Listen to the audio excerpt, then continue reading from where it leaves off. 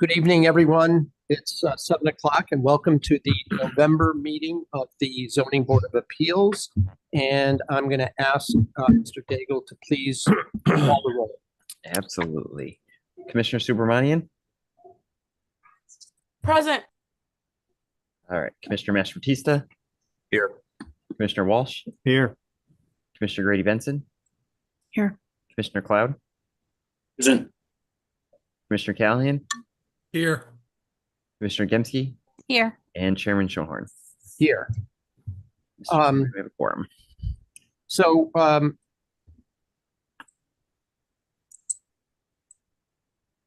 think with everyone present, there is no need to appoint an alternate. Am I correct? Correct. Yeah, all full members are present. All right.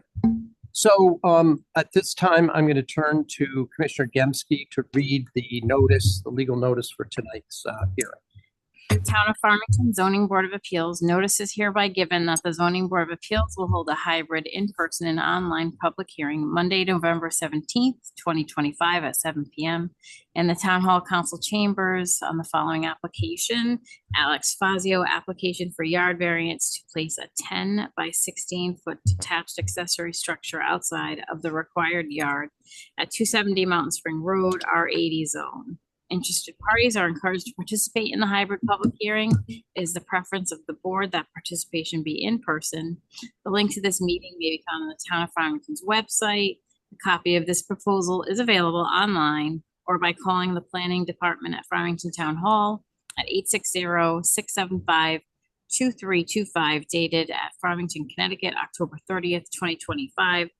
Farmington Zoning Board of Appeals, John Schoenhorn, Chairman.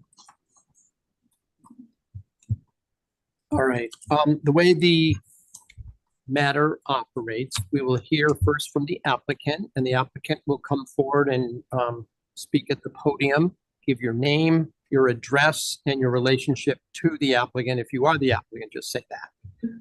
Then we'll hear from you. You make your presentation. We have your materials, and there will also be the screens available so that you can talk about if you want a particular image or photograph or something pulled up, they will do so. And then after you've made your presentation, members of the board will ask questions of you.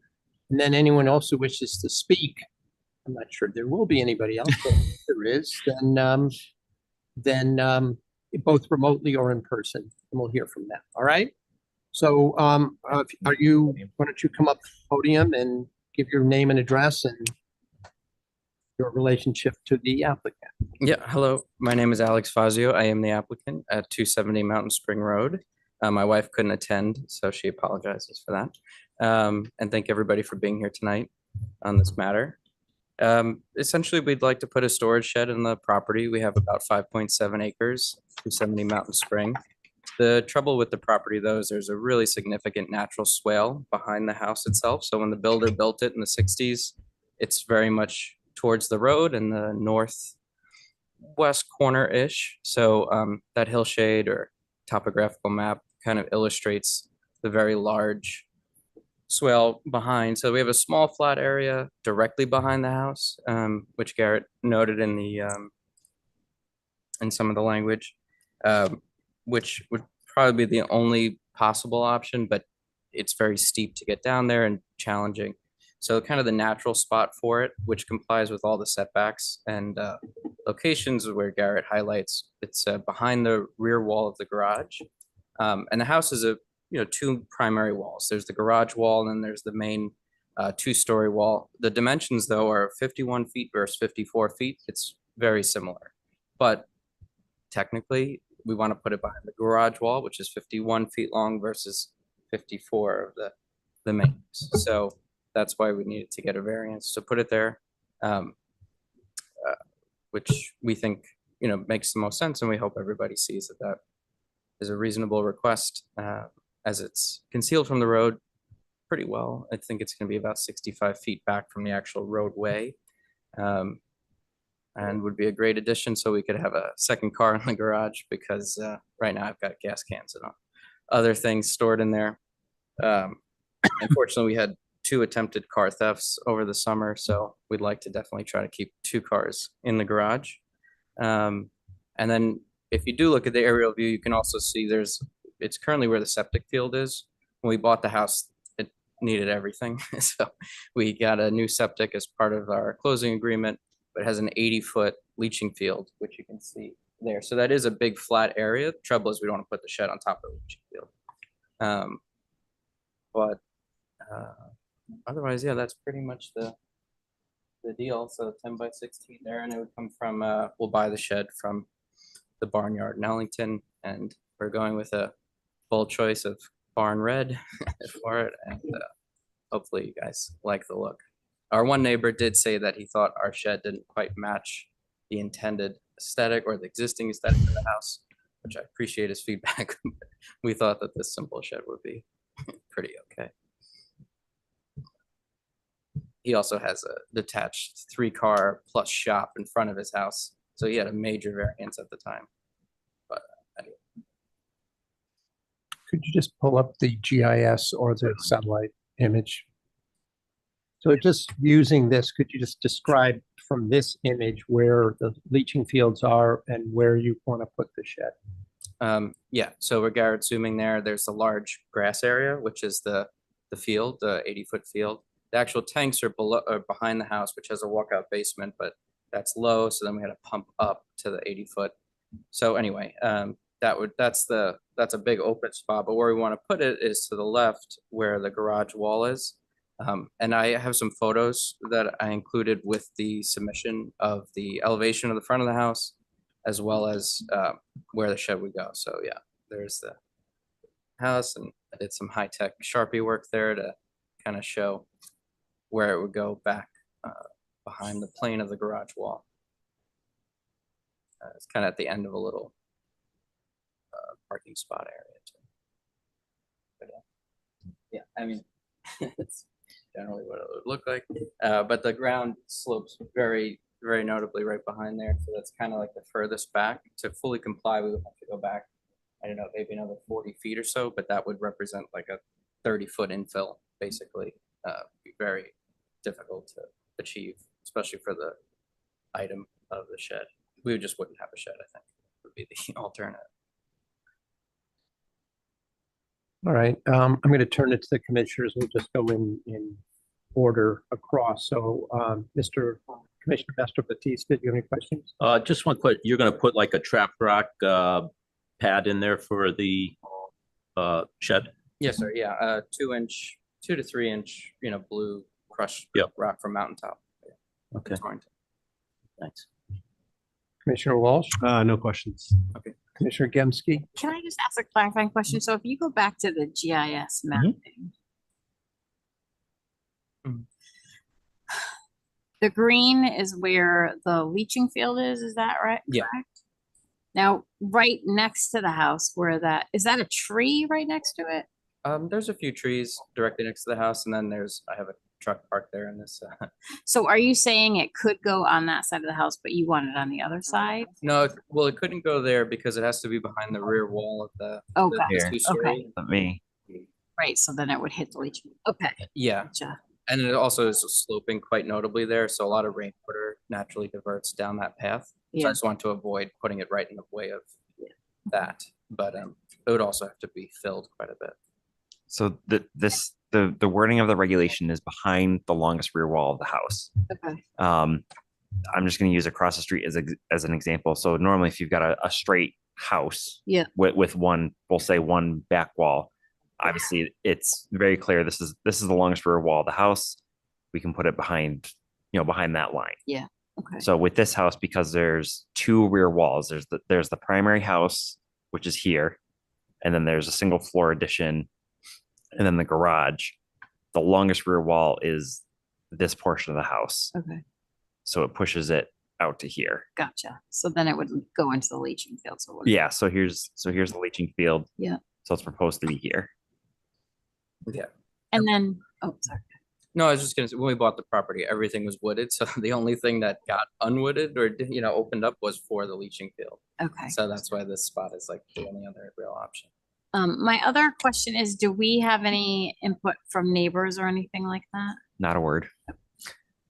Okay, thank you. Commissioner Grady Benson. Okay, so I'm looking at the photograph of your house from the road. And if I'm correct, the way that the driveway curves, the trees, that little copse of trees is going to hide the shed from the road view. Yeah. Yeah, there's really no direct line of sight Mhm. on the roadway. I mean, right now you would see it because all the leaves are gone, but Yeah, yeah. there's trees generally in front of. And will you be taking trees down in order to put that in there? No, there was a really nice old white oak. Unfortunately, that died. So Mm, we took that down in the summer. It's a great piece of wood. So hopefully I'll make some lumber out of it at some point. But its time was up. It's probably like a 150-year-old tree. But anyway, that cleared the way for Wow. Okay, potential spot. great. Thank you. Commissioner Cloud, No comments. I'm clear. Commissioner Callahan, No questions. Commissioner Subramanian. No questions. Well explained. I just have one question then. If I'm looking at the photograph that's down in the bottom in handwriting, something, it just says I guess it says they're all saying the same thing. The one that's a little bit of distance, showing the car in front of the garage. This, You see- this one, Mr. Chairman, or, That one, yes. okay. Is this photograph taken approximately from the road, or is that, so is this the view from the road, or is this somewhere up your driveway? I'm on my driveway, but right about at the road. Okay, Yeah. I haven't entered the street, but right, but it's at the edge of your driveway? yes. All right, so this would be the view from approximately from somebody passing by, correct? Mhm. All right. No other questions? Anybody want to ask another question? Seeing and hearing nothing, so thank you. Okay, All thank you very set. much. So is there anyone either present or online who wishes to speak in favor of Mr. Fazio's application? Any hands? And we'll say, or in opposition to it. And there's no one online. Okay, so hearing no further information, we'll close the hearing and I'll entertain a motion. I make a motion that we approve an application for a yard variance by Alex Fazio to place a 10 by 16-foot detached accessory structure outside of the required yard at 270 Mountain Spring Road, R80s. Is there a second? Second. All right, so discussion. Your motion. I It I states something. think, I think it's probably the only place it can go in the yard. So I think that's the part. I would agree. Anyone else wish to comment on it? Should we do it in order or not necessarily? Anyone else want to say anything, including those online? I see adequate hardship and limited, if any, impact on the neighborhood or any of the neighboring properties.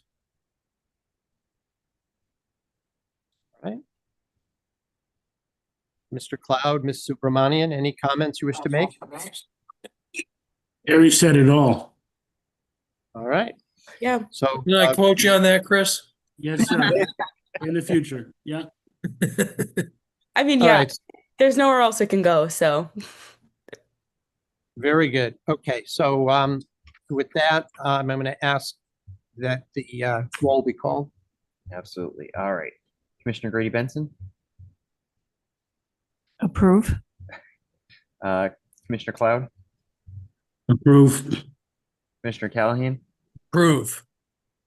Commissioner Walsh, Approve. Commissioner Gemsky, Yes. and Chairman Shohorn. Approve. All right. There are 6 affirmative votes. The motion passes. The variance is approved. So congratulations. You have to work with the town staff to finalize what you need to do, and good luck with that. Okay, yeah, thank you for your time and consideration. Appreciate it. So the only other item on tonight's agenda is the minutes. So I'll entertain a motion with regard to the minutes. Move to approve the minutes of the October 2025 hearing of the Farmington Zoning Board of Appeals. Second. All right. Any comment about them? Any issues? Hearing none, we'll do a voice vote. All in favor? Aye. Any opposed? All right, the minutes are approved. Before we adjourn, I'll just note we have I'm assuming a student who's diligently taking notes. And for the record, could you state your name? How do you spell your last name? And are you a Farmington High School student? Are you here for class? All right, so do you have any questions? Well, actually, we don't need to do this on the record. So I'll entertain a motion to adjourn. Can I, one thing? Oh, that's right. I was going to ask you, are there any potential applications already in the hopper? Possibly a reapplication. I don't know. I haven't. I gotta check the timeline for reapplication. And the only other things, if we don't have a meeting in December, just a reminder, commissioner training will be January 12th, 2026. It's required by state statutes. However, if you didn't run for reelection this year, you don't have to attend, but you can always do it online for a refresher if you want. So everyone that reran has to go back, has to do commission training. It's 4 hours. We do 2 hours with the town attorney at the TPZ meeting, and then there's 2 hours at your own time when affordable housing. ZBA and wetlands have to do the same training. They have an hour of affordable housing training. So that's what the statute says. So that'll be a hybrid for TPZ at the January meeting. Could I ask make an inquiry about that? If you're an incumbent who is reelected, is that still mandated that you attend that? Yeah, it training says for each term, each term. 4 years or each term. So you either have I think Kate, Liz, and Carrie are all 4-year terms. I'm sorry, since the statute was enacted, they're 4-year terms. So it's 4-year terms, or it's per term or every 4 years.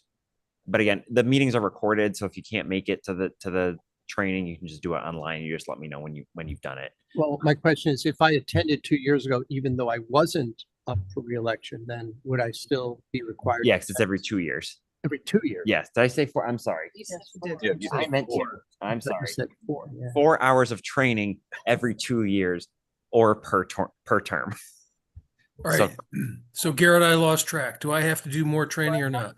No, because I didn't think so. Thanks. I get Gary, it. Liz all had 4-year terms, so you don't have to redo it. So I'll is it the one that's longer? I don't remember.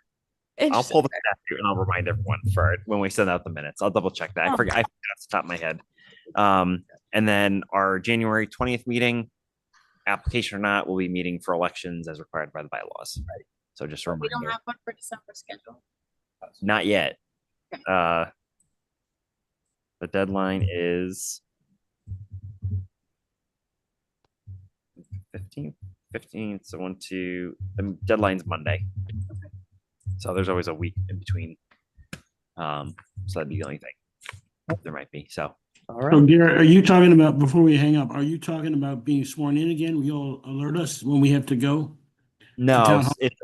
no. So it's a statutory requirement that all board and commission members have to complete land use training, 4 hours over a certain time period. And then staff basically certifies that all the commission members have completed their training to the town council. I want to say No, I thank you. No, I got that part. I said, when do we have to go back in and sign whatever paperwork with the clerk? Oh, I know the answer. Get a mailing, yeah. You can either go in any time and be sworn in Yeah. prior to the first meeting by the town clerk, or you can attend the ceremony, which is going to be held sometime the first week of January. So you have that. Okay, Sure. thank you. it's Okay. All right. So anything? that's else? it. That's all I got. All right. So I'll entertain a motion to adjourn. So moved. Second. All in favor? Aye. Opposed? We're adjourned.